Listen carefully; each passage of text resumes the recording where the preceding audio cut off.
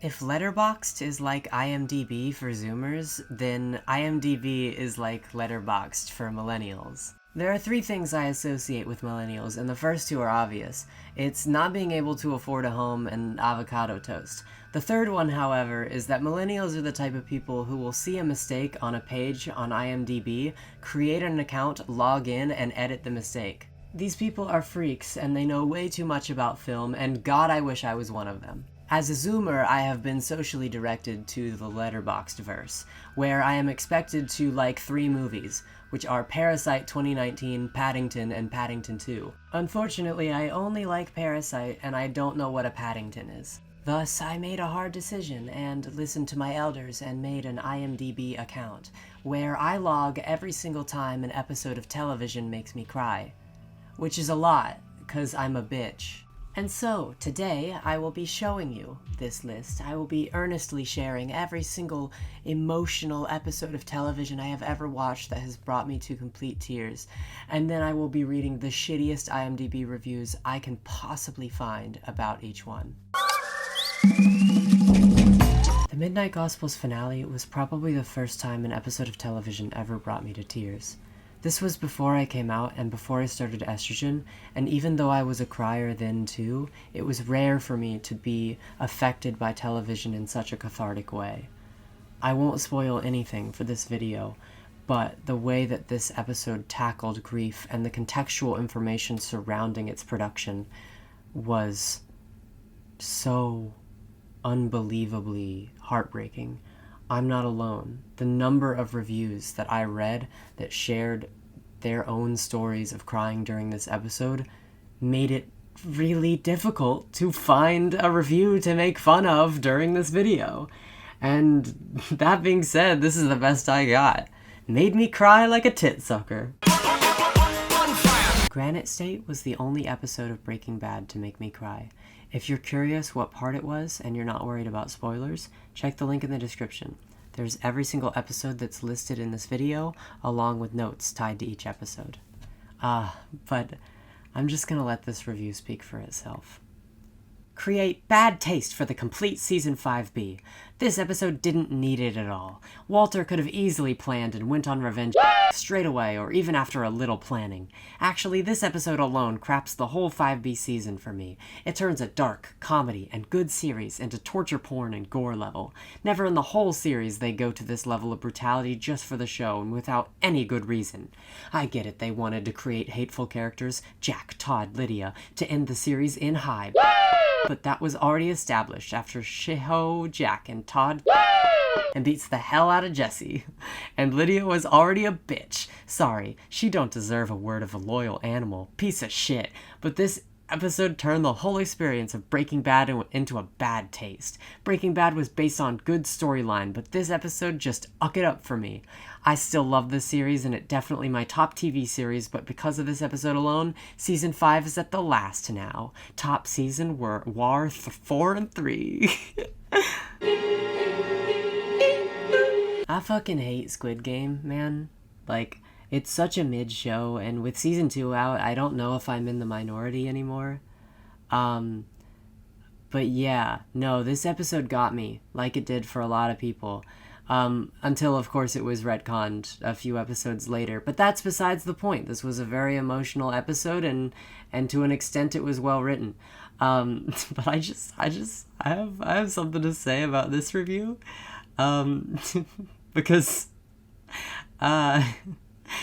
so many plot holes. When I say plot hole, I mean stupid action by characters. Action that would never ever happen on real life. That's not what a plot hole is. Sorry to be like semantic, but that's not what a plot hole is. Anyway. Is it selfish that I'm farming? you're fighting and blue buff. I don't know why grown men are so into this. It's just an anime who want to be like a real-life TV show. If you want to be amazed, go watch Dragon Ball, Naruto, or maybe Titan Attack. The little girl character is so annoying, but in the end, it was the first interesting storyline in 3 episodes. Also, they typed the word anime with the accent mark so many times that they accidentally spelled the word episodes with a fucking accent mark. I'm losing my shit, y'all. Also, I hadn't heard of Titan Attack, so I went to this person's profile, so I could read their review on Titan Attack, could really get a feel for what that might be like. And the first review I found was a 1-star review for You've Been Trumped, entitled, I Love Donald Trump. IMDb is one of the websites of all time. Unfortunately, the only review for this episode of Survivor was a summary of what happened. So, yeah, no, if you're confused why there's an episode of Survivor on this list, I urge you to watch the final third of the episode without context, and you will understand why. I couldn't find dumb shit about this one either. Maybe IMDb truly is a good website.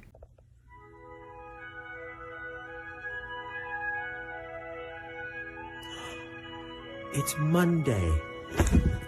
Better Call Saul Day. This one I just want to talk about because it's kind of a weird accusation. Calling out AMC's PR department and their deluge of paid fakes to take down your IMDb review for an episode of Better Call Saul. I don't know. Personally, I don't think so, but I'd love to be proven wrong. Hi, I'm Saul Goodman. Did you know that you have rights? The Constitution says you do. Reading through the reviews for Waterworks was an emotional roller coaster. It's divided into 2 camps. You have these 0-star reviewers who are calling out the 10-star reviewers for pretending they're smarter than they actually are. The 10-star reviewers are like, the 0-star reviewers don't fucking get it. They just don't get the genius of Vince Gilligan. And the 1-star reviewers are like, black and white, it hurts my eyes. The 10-star reviewers, you gotta have a very smart IQ. You gotta have a very high IQ to understand. There's someone calling out another reviewer in their review, you're an idiot. Don't review something if you haven't watched it at all. It is as if you really won't watch the last episode after clearly having watched from 2015. You are the 1-score reviewers that ruined these ratings, and this person gave it an 8. They didn't even really, they didn't give it a 10. They didn't have that strong an opinion. They just gave it an 8. Euphoria is fine. It's okay. It's maybe good.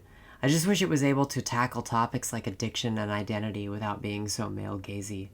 That being said, looking through the reviews for both of the episodes that made me cry multiple times just made me sad again, because I realized there are a lot of people with no sympathy for those struggling with addiction. That's all I really have to say. Bro, don't get it twisted, I've been through hell, but since I stand dad, I'm alive and well. To add insult to injury, the episode has Logan Roy fly in and out of Teterboro Airport on a Boeing BBJ, which cannot happen due to the 100,000-pound weight restriction of the airport. BBJs do not and cannot operate from Teterboro. Can someone fact check that? Because that's honestly a really funny criticism. I love the emo character. He is so funny. Just the fucking hyphen in between emo and character. So this episode had everything I was looking for. It aroused emotions inside, sympathy for Kaguya to be precise, which rarely happens because I don't sympathize with fictional characters. First off, psychopath behavior. But then, things got worse. That is when the character that I was rooting for all season, Dear Kaguya, said the words in the title. Why should I pray to God when he doesn't exist? As a Christian, I didn't expect a Bible story, nor did I expect Jesus to come in and do anything. But the last I needed was for God to be mocked. Ah, yes, Japan, the famously Christian country. This review is just for the episode. The rest of the season was fine. But that statement was very inconsiderate, because you may not care, but at least one fool out there does. Remember that before you start hating on me. Just a friendly reminder, Do not harass anyone featured in this video. Thank you. I'm like 99% sure that this review for the season 3 finale of Barry is AI generated, and it doesn't even seem to be for translation purposes. I kinda don't get why anyone would do this, really, but yeah, I don't know. I liked Ted Lasso a lot as far as mainstream television goes. I thought it was pretty good. I definitely didn't love it as much as a lot of people did, and so I felt very personally called out by this review. If any episode deserves to be on this list, it is the finale for The Good Place. This is the best finale for a sitcom that I have ever seen, and I cried both times that I saw it, and my girlfriend cried when I showed it to her. Nothing could have prepared me for the absolute media illiteracy of sorting the IMDb reviews for this episode by lowest score. Oh my god, so many people didn't get it. And honestly, none of them are even funny enough to make fun of. So, yeah, I'm just gonna move on. Side note, very soon after I showed my girlfriend The Good Place, a trailer for Man on the Inside, the new Michael Schur Ted Danson show, dropped, and that was actually during a time when she was working at a senior home, which was just hilarious. We still haven't gotten around to watching it, but I'm very excited. Honestly, all the criticism I could find for Baby Reindeer is basically victim blaming. I couldn't find any interesting reviews for the other two, Flowers or Dope Sick. And the only criticism I found for Unbelievable was from a guy who clearly did not read the synopsis, wanted the show to be about himself, instead of how nobody believes sexual assault victims, where he describes for the first 7 episodes he did not believe the sexual assault victim of a true crime show. Honestly, this video ended up being a lot less funny and a lot more frustrating than I expected it to be. So with that said, I will be deleting my IMDb account, creating a Letterboxd account, and watching Paddington 1. I will update you on whether or not this episode of television makes my cry list.